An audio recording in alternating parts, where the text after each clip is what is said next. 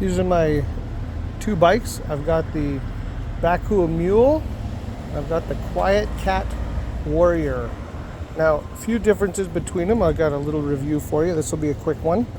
The Bakcou, it's a nice bike. They have very similar frames.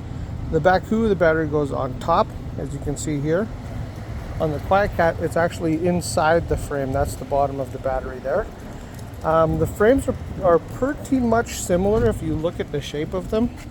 Like the Bakcou and the Quiet Cat, they're pretty much the same shape.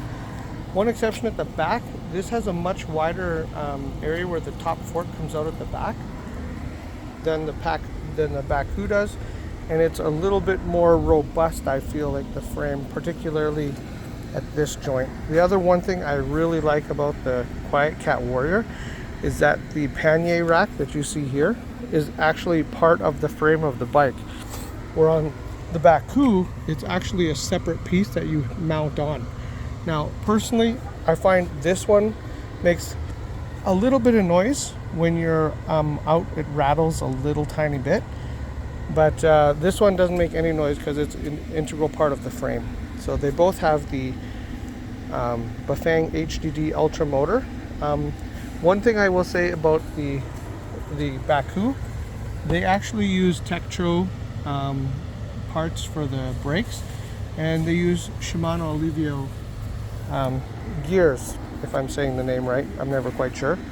They both have really good tires on them in their own way, but one thing I will say, the Bakcou, when you're on the bike and you need to use the throttle, it's not commensurate with the gear that you're in. So when you hit the throttle, it's full throttle. On the Quiet Cat, it just goes with what gear and what pedal assist that you're on. So all in all, I kind of like, in my opinion, the Quiet Cat is a little bit of a better bike for hunting, for the reason of the integrated rack. They both have the same motor. They both even have the same computer on them. However, this one is programmed a little differently, so that when you're pedaling, if you're just trying to idle down a cut line and you need some throttle, this one, it just keeps you going at the same speed, where that one, it just gears and you're laid back on the seat a little bit.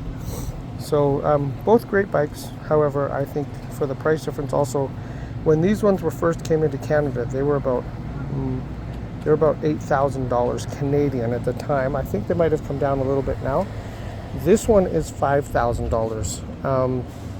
And if you watch, you can get them on special quite often. So in my opinion, Quiet Cat beats the Bakcou on a lot of fronts. If you're looking for straight up speed, then the Bakcou wins, but everything else, the Quiet Cat Warrior takes it for sure. Great customer service with both as well, I will add that. I've had to deal with both. The customer service with both companies is pretty good, one being out of Salt Lake City, the other one being out of Colorado. So both really good.